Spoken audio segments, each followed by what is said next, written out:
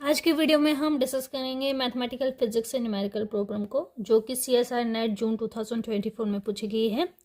आपको probability distribution function दे रखा था और एक्स का वेरिएंस पूछा हुआ था, जिसका फॉर्मूला क्या था, delta x square equal to होता है average of x square minus average of x का स्क्वायर। ठीक है, तो प्रोबेबिलिटी डिस्ट्रीब्यूशन फंक्शन आपको गिवन है और आपको क्या निकालना था, आपको निकालना था एक्स स्क्वायर का एवरेज और एक्स का एवरेज का स्क्वायर। ठीक है, तो पहले एक्स एवरेज निकालते हैं। क्या फॉर्मूला होगा आपका, minus infinity to infinity probability distribution function into x, जिसका निकालते हैं d x divided by minus infinity to infinity और probability distribution function d x. ठीक है, अगर आप प्रोबेबिलिटी डिस्ट्रीब्यूशन फंक्शन को देखें कि ऑलरेडी नॉर्मलाइज्ड है, अगर फंक्शन नॉर्मलाइज नहीं होता है तो ये फॉर्मूला होता है, लेकिन अगर आप इसको देखेंगे तो इसका हाफ कंट्रीब्यूशन इसका है और हाफ कंट्रीब्यूशन इसका है।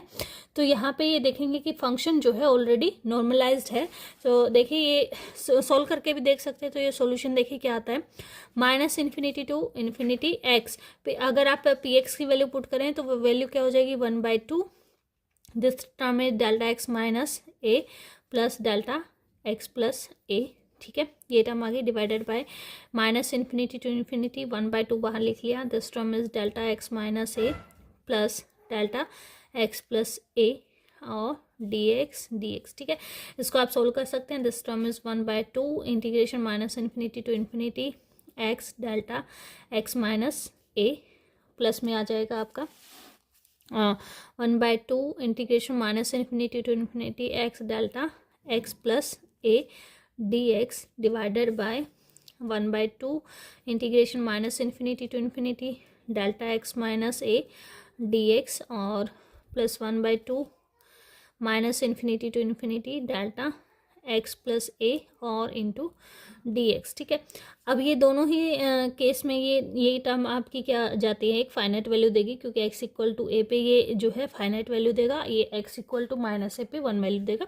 तो 1/2 प्लस 1/2 क्या हो जाएगा, 1 हो जाएगा। नीचे वाला तो 1 आ गया हमारा। ऊपर वाले को देखो, यहाँ पे एक्स इक्वल टू ए पे वैल्यू देगा, तो यहाँ पे इसका एक्स की जगह पे क्या आ जाएगा, सिंपल ए आ जाएगा। तो ये वैल्यू क्या आ जाएगी, 1/2 इंटू में क्या आ जाएगा, जो फंक्शन में आप डायरेक्ट वैल्यू पुट कर दीजिए। तो फंक्शन में वैल्यू पुट करोगे तो ये यहाँ पे आ जाएगा हमारे पास ए और plus 1/2 x equal to minus a पे है, तो यहाँ पे माइनस ए आ जाएगा डिवाइडेड बाय 1। तो ये वैल्यू क्या आ जाती है हमारी, 0, क्योंकि एक पॉजिटिव वैल्यू और एक क्या है आपकी नेगेटिव वैल्यू है। तो एवरेज ऑफ एक्स 0 आ गया। अब एवरेज ऑफ एक्स स्क्वायर हम कैलकुलेट करें तो ये नॉर्मलाइज है, तो नीचे तो लिखने की जरूरत नहीं है, डायरेक्ट आपने क्या कैलकुलेट करना है, minus infinity to infinity x square और जो आपका प्रोबेबिलिटी डिस्ट्रीब्यूशन फंक्शन दे रखा है।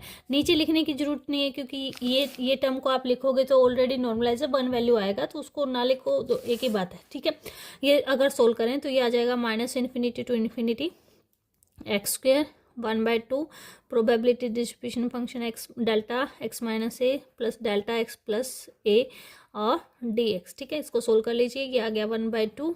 ठीक है, डेल्टा फंक्शन की प्रॉपर्टी यूज़ कर देंगे, minus infinity to infinity x square delta x minus a d x plus 1/2 minus infinity to infinity x square delta function of x plus a और d x. ठीक है, अब ये जो delta function x equal to a पे define है, तो ये वैल्यू आ गई 1/2 x equal to a value put करेंगे तो ए स्क्वायर प्लस ये x equal to minus a पे है, तो यहाँ पे आ जाएगा 1/2 माइनस ए का स्क्वायर, जो कि वैल्यू आ गई आपके पास a square by 2 plus a square by 2 which is equal to a square.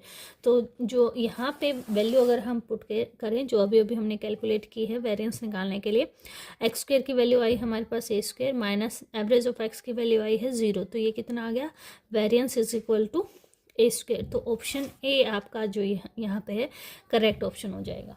Thank you.